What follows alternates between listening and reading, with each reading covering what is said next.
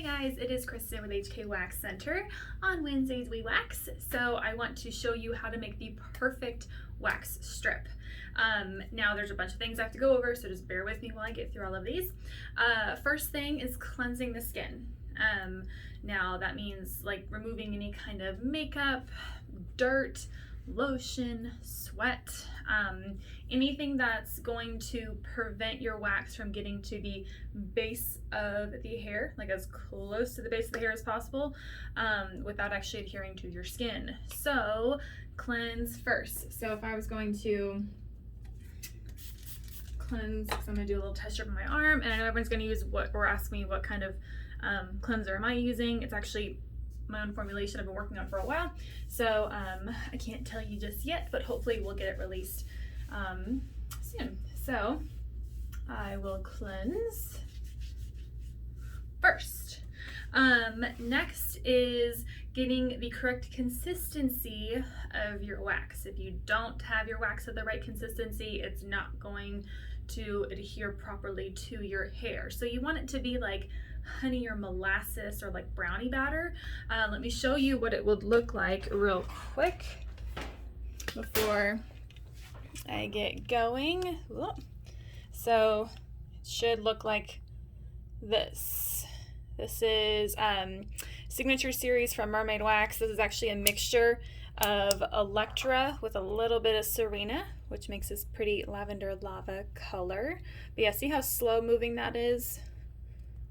Like I said, honey, molasses, brownie batter, etc. It should be moving slow. If it's too thick, or I'm sorry, if it's too moving too fast, then it's gonna burn you or burn your client, which is not good.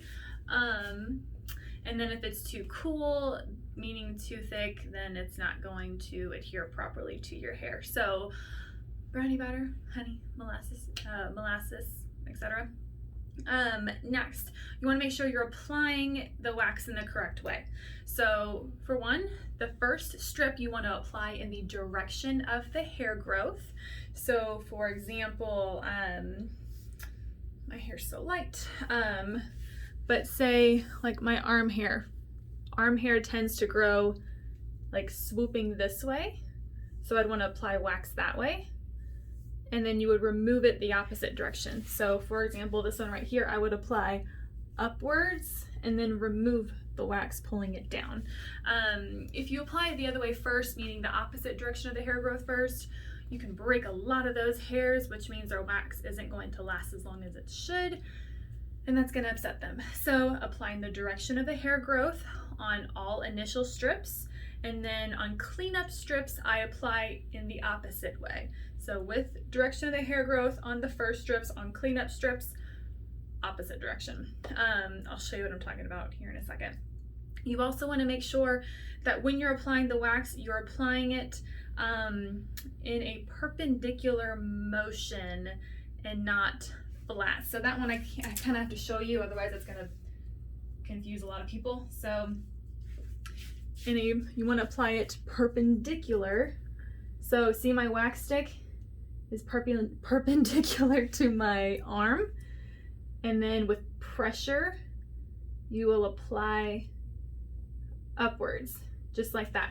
Now what I see a lot of the time, which is incorrect, is people doing it this way. Oh geez, they'll put the wax stick flat against their skin and then push up just like that. That's wrong. It's not going to, let me fix this because now I can't remove it if I don't make a lip. If you apply it flat like that and just like smudge it up almost, you're not gonna hit the base of the hair with your stick. You're just gonna kind of like hope that hair will get stuck to it and pull out, but again, it's gonna break a lot of those hairs. So yeah, you always want to be perpendicular to your skin, apply a lot of pressure, you're not going to hurt them, I promise, and then smoothly apply upwards. You also want to make sure that your edges are clean. So by clean edges, I'll show you two examples. So this would be an example of a clean edge. So like I said, perpendicular, push up. And you always want to make a lip at the end, which basically just means adding a little bit extra wax at the top right there, so you can easily pull that up. There we go. Okay. So do you see how there's actually a little too much wax right there, but how smooth this edge is? And then it goes back down. It's nice and smooth. That is a clean edge. I'll show you a not clean edge.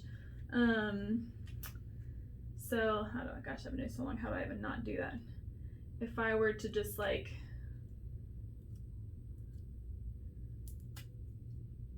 that, you see the difference? How it's not nice and smooth, it's just kind of all over the place. It gets really thin right there. Again, kind of frays out right there. That is a horrible, horrible strip. This is a good strip. Okay, the difference? Now, with a lip, you can easily flip that, flip it up and then remove it in one piece. This one that does not have a lip, see how it did that? That's because I made a crappy strip.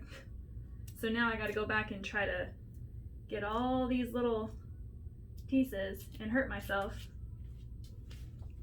because I didn't do my job and I made the strip looking like that.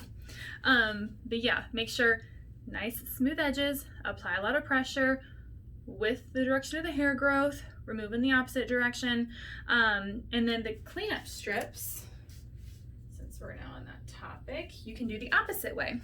So now, normally I remove all of my wax. Oh, hopefully you can see it. Oh my goodness, there we go.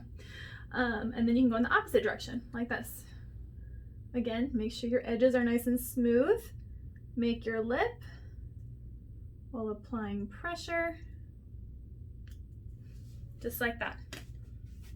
See? What I used to do back when I was in USD, I would practice on paper a lot.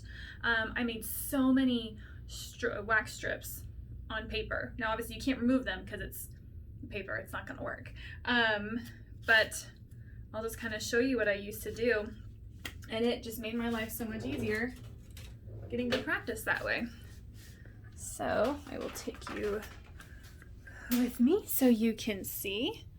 So I would get some wax like that. I'd come to my paper. Let me try to hold this down so the paper doesn't move. And then I would just practice. I'd practice all different, oh my gosh, shapes or sizes, big strips, little strips. Again, normally I'm holding it with my other hand, but I'm trying to hold this with my camera, and oh my god. And then obviously you'd want to come down like that so it's smooth. You can practice eyebrow strips. So again, I would get a little baby one. Let me do a quick little stir so I can regulate the consistency for an eyebrow.